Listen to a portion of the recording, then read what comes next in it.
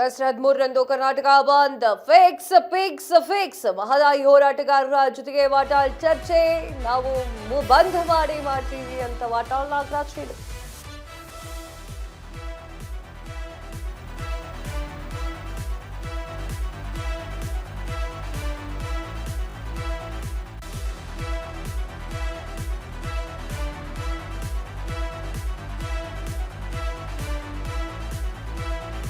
August 13ರಂದು Karnataka bandh ಆಗೋದಂತೂ fix.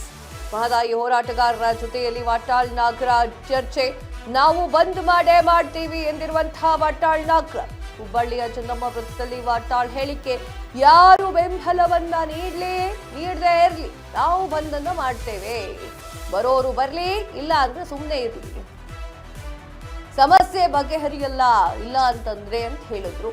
ಸಮಿತಿ ಹೇಳಿದ ತಕ್ಷಣವೇ ಯಾಕೆ ನೀರು ಬಿಡಬೇಕು, ಮೇಕೆದಾಟು ಮಹದಾಯಿ ಸಮಸ್ಯೆ ಬಗೆಹರಿಬೇಕು, ಬೆಳಗಾವಿ ಟು ಚಾಮರಾಜನಗರದವರೆಗೆ ಬೆಂಬಲ ಇದೆ, ಬಂದ್ ಫಿಕ್ಸ್ ಅಂತ ಹೇಳಿ ವಾಟಾಳ್ ನಾಗರಾಜ್ ಅವರು ಸ್ಪಷ್ಟನೆಯನ್ನು ಹೇಳಿದ್ದಾರೆ. 13ನೇ ತಾರೀಕು ಬಂದಿದೆ, ನಾಳೆ ಎಲ್ಲ ನಾಡಿತ್ತು ಬಂದ್ ಅಂತ ಹೇಳಲಾಗಿತ್ತು, ಕರೆಗೆ ನೀಡಿತ್ತು. ಆದರೆ ಮಳೆ ಜಾಸ್ತಿ ಆಗಿರೋ ಕಾರಣಕ್ಕಾಗಿ ಬಂದ್ ಅವಶ್ಯಕತೆ ಇಲ್ಲ ಅಂತ ಹೇಳಿ ಸಾಕಷ್ಟು ಸಂಘಟನೆಗಳು ಹೇಳ್ತಾ ಇತ್ತು. ಆದರೆ ವಾಟಾಳ್ ನಾಗರಾಜ್ ಅವರು ಇಲ್ಲ, ನೀವೇನಾರ ಅಂದ್ಕೊಳ್ಳಿ, ಬಂದ್ ಮಾಡ್ತೀವಿ, ಮಸ್ತು ಮಹದಾಯಿ ಏನಿದೆ ಮೇಕೆದಾಟು ಮಹದಾಯಿ ಎಲ್ಲವೂ ಸಮಸ್ಯೆ ತೀರ್ಬೇಕಾಗತ್ತೆ, ಯಾಕೆ ಕಾವೇರಿಯನ್ನು ಹಿಡ್ಕೊಂಡು ಕುತ್ಕೊಳ್ತೀರಾ ಅಂತ ಕೇಳಿದ್ದಾರೆ. ಅದು ಬಂದ್ ಮಾಡುವಂತೂ ಫಿಕ್ಸು, ಬೆಂಬಲ ಕೊಡದೆ ಬಿಡ್ರಿ, ನೀವು ಪ್ರಾಬ್ಲಮ್ ಏನಿಲ್ಲ ಅಂತ ಹೇಳಿದ್ರು. ಏನ್ ಹೇಳಿದ್ರು ಕೇಳಿಸ್ಕೊ. ಬಂದ್ ಕರ್ನಾಟಕ ಬಂದ್ ಕರ್ನಾಟಕ ಬಂದ್. ಈ ಬಂದ್ಗೆ ಸುಮಾರು 2,000ಕ್ಕೂ ಮೇಲ್ಪಟ್ಟು ಸಂಘಟನೆಗಳು ಬೆಂಬಲ ಕೊಟ್ಟಿದ್ದಾರೆ.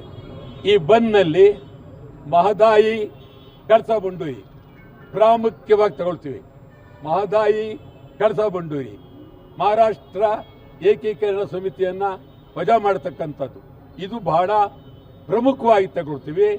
ಮತ್ತು ಉತ್ತರ ಕರ್ನಾಟಕಕ್ಕೆ ಏನೇನು 56 ನವೆಂಬರ್ 1 ಕರ್ನಾಟಕ ಏಕೀಕರಣ ಆದಮೇಲೆ ಉತ್ತರ ಕರ್ನಾಟಕಕ್ಕೆ ಏನೇನು ಮಾಡಿದ್ದೀರಿ ಅಂತೇಳಿ ಒಂದು ಶ್ವೇತಪತ್ರವನ್ನು ಹೊರಡಿಸಿ ಅಂತೇಳಿ ಒತ್ತಾಯ ಮಾಡ್ತಾ ಇದ್ದೀವಿ. ಇಡೀ ಕರ್ನಾಟಕ ಉದ್ದಗಲಕ್ಕೂ ಬಂದ್ ಯಶಸ್ವಿ ಆಗುತ್ತೆ. ಈ ಬಂದ್ ಯಾವುದೋ ಒಂದು ಪ್ರದೇಶಕ್ಕೆಲ್ಲ, ಸಮಗ್ರ ಕರ್ನಾಟಕಕ್ಕೆ.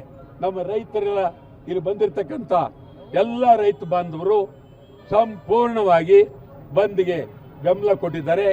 ಮತ್ತು ಮಹದಾಯಿ ಬಗ್ಗೆ ಭಾರಿ ಒಂದು ಚಳುವಳಿ ಬಂದ್ ಆದ್ಮೇಲೆ ಇಲ್ಲಿ ಇಡೀ ಉತ್ತರ ಕರ್ನಾಟಕದ ಜನ ಕಂಡರಿಯದಂತ ಒಂದು ಅದ್ಭುತವಾದ ಚಳುವಳಿಯನ್ನ ಮಹದಾಯಿಗಾಗಿ ಮಾಡ್ತೀವಿ.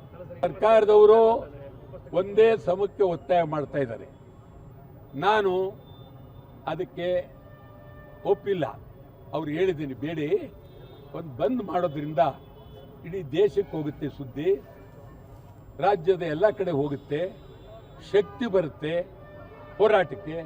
ಸುಮ್ಮನೆ ಏನೋ ಒಂದು ಮೆರವಣಿಗೆ ಮಾಡೋದಾಗಲ್ಲ, ಬಂದ್ ಅಂದಾಗ ಭಾರಿ ಶಕ್ತಿ ಬರುತ್ತೆ ಅಂತ ಅವ್ರಿಗೆ ಹೇಳಿದ್ದೀನಿ. ಶಿವಕುಮಾರ್ ಇನ್ನೂ ನನ್ನ ಹತ್ರ ಮಾತಾಡಿದ್ರೆ ನಾನು ಬಂದ್ಗೆ ನೀವೇ ಬಂದು ಉದ್ಘಾಟನೆ ಮಾಡಿ ಅಂತೇಳಿ ಅವರನ್ನು ಕರಿತೇನೆ.